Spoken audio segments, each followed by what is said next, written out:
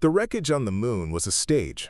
Earth was the audience. NNTHE crashed alien ship found by Apollo astronauts is finally explored and revealed to be nothing but a hyper-realistic stage set. Deeper analysis shows it was designed to be viewed from a specific vantage point on Earth. The twist is that humanity wasn't the intended audience. The crash was a signal flare, a dramatic performance meant to attract the attention of a far greater, unseen cosmic entity. NNTHE twisted metal gleamed like mercury under Earth's cold light, casting shadows that shouldn't exist on the lunar surface. Commander Sarah Chen pressed her gloved hand against the observation window of Lunar Station 7, watching the excavation team work below. After 60 years of classified silence, humanity was finally going inside the wreckage. Still gives you the chills, doesn't it?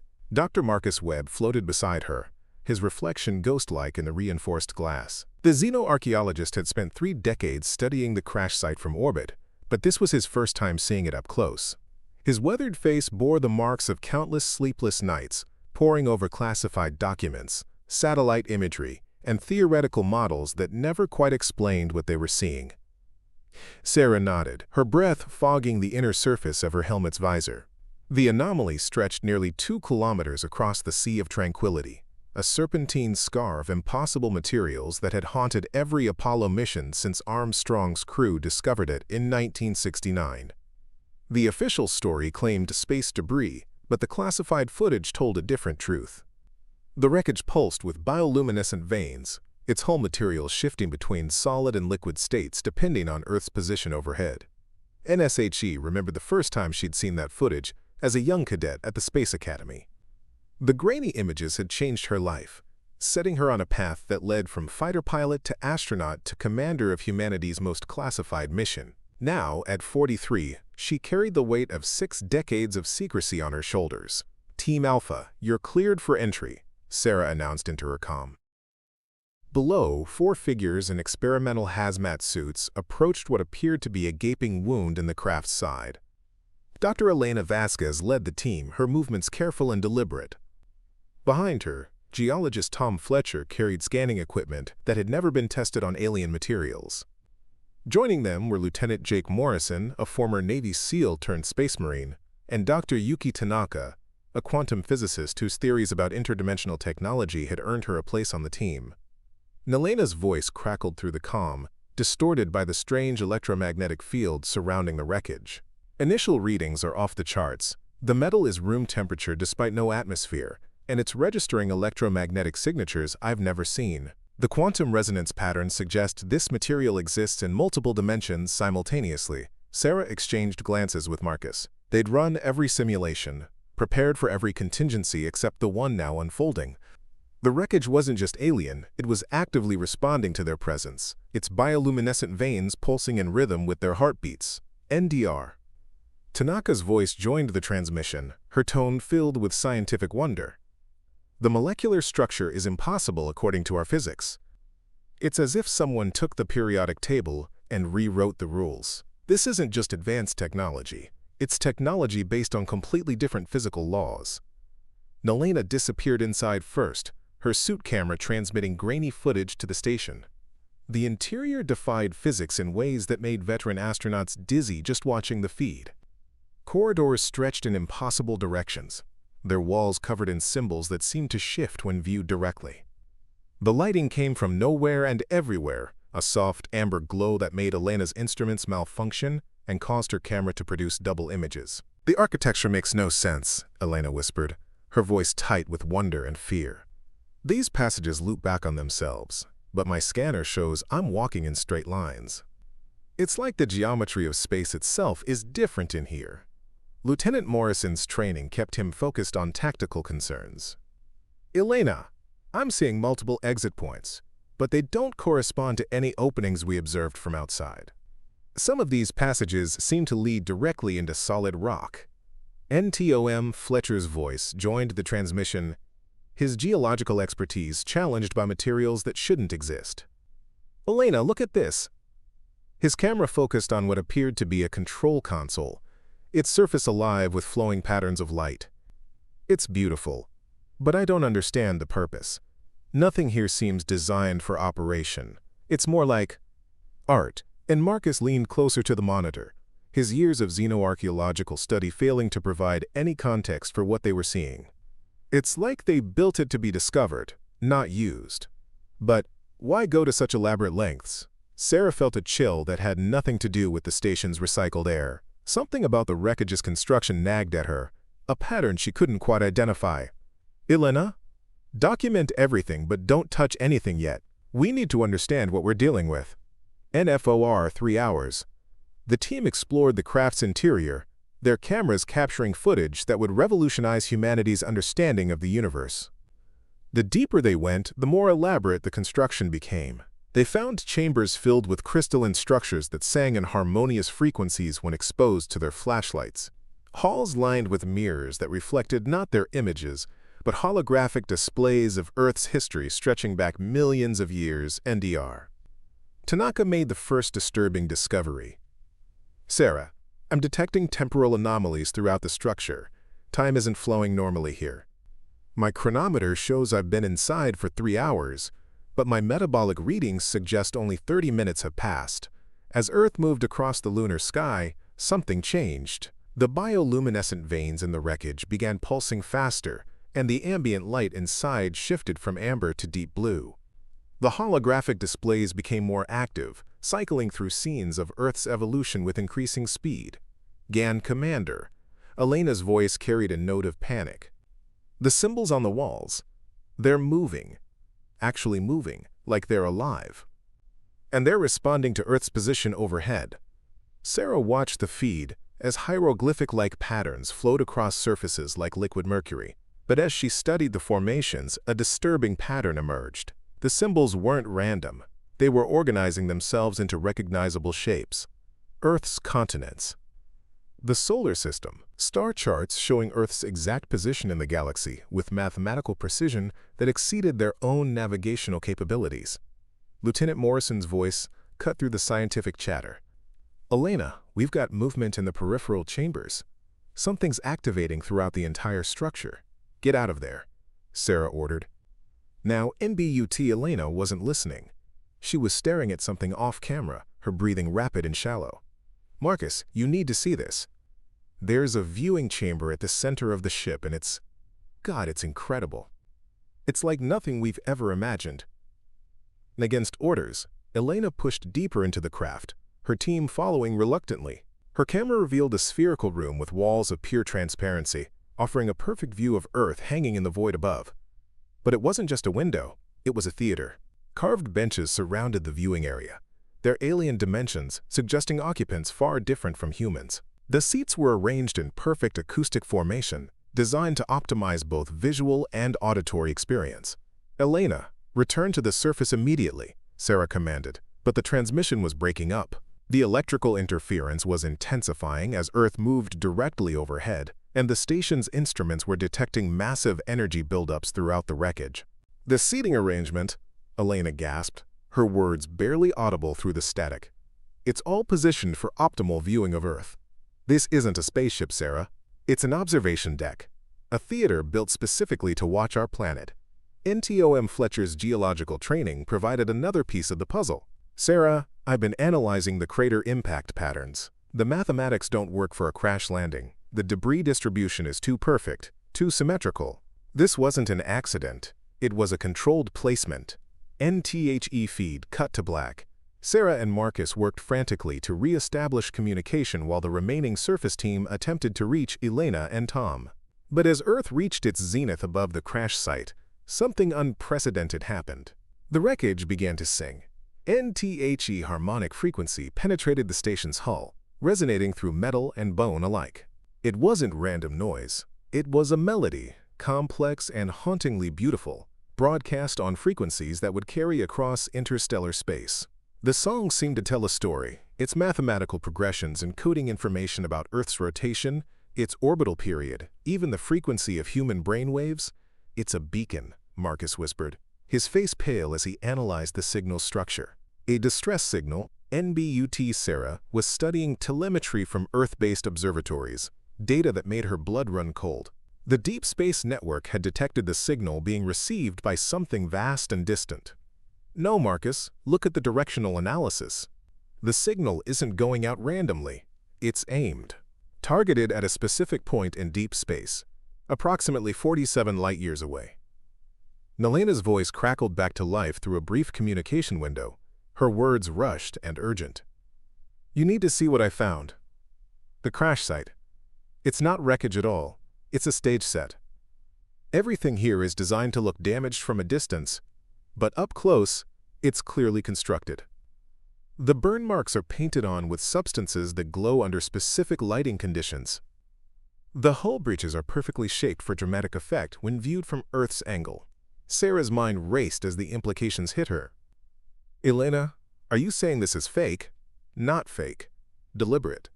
Theatrical. Whoever built this wanted it to look like a crash. They wanted us to find it exactly as we did, at exactly the right point in our technological development. But Sarah, there's more. I've found what appears to be a script." "A script?" Nelena's camera focused on a metallic tablet, covered in the flowing symbols. As they watched, the symbols rearranged themselves into recognizable mathematical equations, then into crude pictographs that told a story. A world in danger. Inhabitants fleeing. A desperate crash landing on the nearest celestial body. Primitive beings on a nearby planet discovering the wreckage and being inspired to reach for the stars.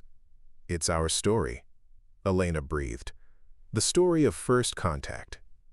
But it's written like a play, complete with stage directions and character motivations. Look at this section. It describes the Discovery beings as curious, innovative, capable of rapid technological advancement when properly motivated. Lieutenant Morrison's tactical mind was already processing the security implications. Elena, are you telling me we've been manipulated? That our entire space program was influenced by this? Performance? Marcus grabbed Sarah's arm, his xenoarchaeological expertise finally providing context. The timing of the discovery, the way it's perfectly positioned for Earth observation, the theatrical nature of the damage. Someone staged this for us to find. But why? What's the purpose? NBUT, as they processed this revelation, Elena made an even more disturbing discovery. Hidden beneath the false floor of the observation chamber, she found another layer of the structure. This one was clearly much older, its surfaces worn smooth by eons of time. And carved into its walls were depictions of Earth, but not the Earth they knew. These images showed a planet with different continents, different oceans, different arrangements of land masses. Some appeared to be Earth from millions of years ago, during various geological epochs. Others showed possible futures, with ice caps melted and new islands risen from the sea. Still, others depicted Earth-like worlds that had never existed, as if someone had been experimenting with different versions of planetary evolution. "How long have they been watching us?" Elena whispered, her voice barely audible through the growing static. NDR. Tanaka's quantum measurements were revealing even more disturbing data. "Sarah, the temporal anomalies I mentioned earlier, they're not random. The time distortions follow patterns that correspond to major events in Earth's history. The Cambrian explosion, the Permian extinction, the asteroid impact that killed the dinosaurs. It's as if this place has been recording our planet's entire evolutionary timeline." Sarah was examining the broader implications when the station's long-range sensors detected something that changed everything. A massive gravitational anomaly was approaching from the direction the wreckage had been broadcasting toward. Something was coming, something so large it was already affecting the orbital mechanics of the outer planets. "Elena, Tom, all team members evacuate immediately. We're detecting an incoming object. Estimated arrival in 6 hours. Mass readings are off the scale. Whatever's coming is larger than anything we've ever encountered." NBUT Elena's response shattered their understanding of the situation entirely. "Sarah, I'm reading the final section of the script. The performance isn't over. The crash, our discovery, even our reaction, it's all been anticipated. Every stage of our response has been predicted and accounted for. We're not the audience, Sarah. We're part of the show." As Elena's words sank in, Sarah realized the terrible truth. The wreckage wasn't meant to convince humanity of alien visitation. It was meant to demonstrate something to the real audience, the cosmic entity now approaching their solar system. But what was the message? What were they trying to prove? Nelena's next transmission provided part of the answer. The stage directions are clear. This entire scenario is designed to showcase humanity's curiosity, our drive to explore and understand. We're being auditioned, Sarah. Someone wanted to show our potential to something vast and incomprehensibly powerful. NTHE approaching object resolved on their sensors as a structure of impossible size, dwarfing Jupiter itself. It wasn't a ship, it was something far more complex, a construct that seemed to exist partially outside normal spacetime. As it approached, gravitational waves rippled through the solar system, causing tidal effects on every planet and triggering massive solar flares that painted the lunar surface in sheets of aurora. Lieutenant Morrison's military training kicked in as he processed the tactical situation. "Sarah, that thing's trajectory puts it in perfect position to observe both Earth and the lunar wreckage simultaneously. The approach vector is too precise to be coincidental." Sarah watched in awe and terror as the entity took its place in the cosmic theater, positioning itself for optimal observation of Earth and the lunar performance. Whatever intelligence had built the false wreckage had successfully summoned something ancient and alien to witness humanity's first steps into the larger universe. NBUT. As Elena and Tom finally emerged from the wreckage, they carried with them one final revelation that changed everything. Hidden in the deepest chamber of the construct was a countdown timer, its alien numerals ticking towards 0 with mechanical precision. The performance had a scheduled end, and they had less than 72 hours to prepare for whatever came next.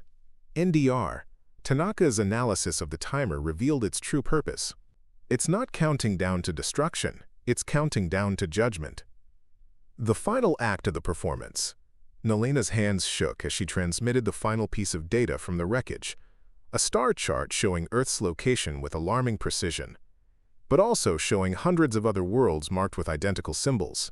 Each world was labeled with what appeared to be performance scores, ratings that suggested success or failure in the cosmic audition process. "We're not unique," Elena whispered.